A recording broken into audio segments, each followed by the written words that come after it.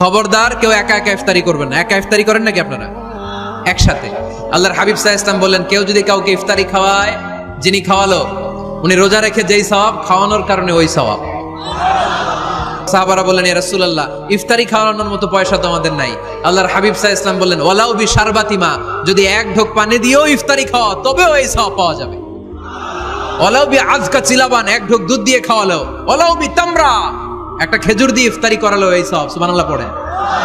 দুই ভাই ইফতারি করতে বসছেন, আপনার প্লেট থেকে একটা পেঁয়াজু আপনার ভাইয়ের প্লেটে দিলেন, আপনার ভাই একটা খেজুর আপনার প্লেটে দিল, দুইজনের ইফতারি খাওয়ানোর সওয়াব হয়ে গেছে। সুবহানাল্লাহ কইতে পারলেন না? পারবেন সবাই? একসাথে খাবেন না আলাদা?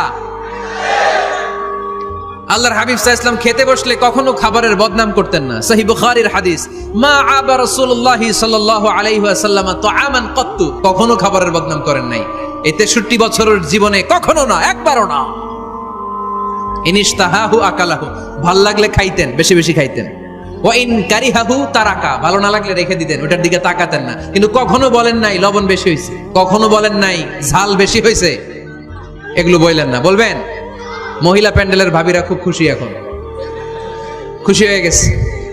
ভাবিদেরকে বলবো, আপনারাও আপনাদের সর্বোচ্চটা দিয়ে ভাইয়ের জন্য রান্না করেন, যাতে ভাইয়ের খেতে কষ্ট না হয়, ঠিক কিনা? চেক এন্ড ব্যালেন্সের দরকার আছে না নাই?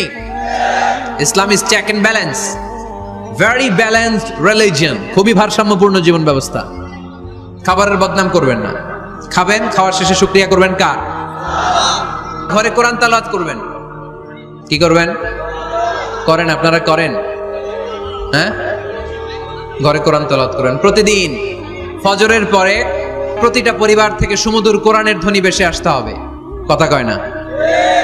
তা ঠিক বলেন না কেন আওয়াজ করে? প্রতিটা ঘরেই যেন কোরআনের সুমধুর বাণী উচ্চারিত হয়। এলাকার মসজিদের মক্তবগুলোতে হুজুর কোরআন পড়ায়, আছে এটা না? আমরা ছোটবেলা কিন্তু যাইতাম, আমি যাইতাম শাহী জামি মসজিদে, ওইখানে যে আমি কোরআন শিখছি। তো মসজিদগুলোতে আপনারা এই মক্তবের সিস্টেমটা চালু রাখবেন, প্রতিদিন সকালে কোরআন পড়বেন। কোরআন যেটা মুখস্থ করবেন স্ত্রীকে শোনাবেন, স্ত্রী আপনাকে শোনাবে। প্রতি মাসের জন্য একটা সূরা নির্ধারণ করেন। কোনটা? একটা। এক মাসে একটা ছোট্ট সূরা মুখস্থ করা যাবে না? ধরেন সূরাতুত তিন, ওয়াত-তিনি ওয়াজ-জাইতুন, এটা এক মাসে মুখস্থ করা যাবে না? যাবে। আজকে রাতেই আপনাদের ফ্যামিলি মিটিং এটা সিদ্ধান্ত নেবেন যে এই মাসের জন্য সবাই মিলে কোন সূরাটা পড়বেন। মুখস্থ করতে হবে, অর্থও জানতে হবে। প্রতি মাসে কয় সূরা? তাহলে এক বছরে কয় সূরা? 12টা। পারা যাবে মুসলমান? আল্লাহর হাবিব সাল্লাল্লাহু আলাইহি ওয়াসাল্লাম আম্মা জান আয়েশা রাদিয়াল্লাহু তাআলা আনহুর কোলের মধ্যে মাথা রেখে কোরআন তেলাওয়াত করতেন। সুবহানাল্লাহ পড়বেন না?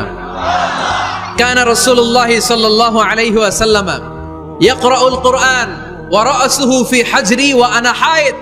আম্মা জান আয়েশা বলেন, আমার যখন মাসিক চলতো, আমার মেনস্ট্রুয়েশনাল পিরিয়ড চলাকালীন সময়ে আল্লাহর নবী আমার কোলে মাথা রেখে রেখে কোরআন তেলাওয়াত করে আমারে শোনাতে। এইজন্য স্ত্রীর কোলে মাথা রেখে কোরআন তেলাওয়াত করা সুন্নাত। স্ত্রীর কোলে মাথা রেখে কোরআন তেলাওয়াত করা, স্ত্রীর কোলে মাথা রেখে কোরআন তেলাওয়াত করুন, এটা সুন্নাহ। ঘরে কোরআন তেলাওয়াত করুন। জিন, ভূত, ব্ল্যাক ম্যাজিক, জাদু টোনা, বানমারা সবগুলারে নিঃশেষ করে দিবে কে? ঘরে মাঝে মাঝে একসাথে জামাতে নামাজ পড়বেন। শুনতেছেন? আমার কথা শুনতে পাচ্ছেন? The family that prays together stays together, যে ফ্যামিলিগুলো একসাথে নামাজ পড়ে এই ফ্যামিলিগুলো একসাথে টিকে থাকে আজীবন। সুবহানাল্লাহ নাই?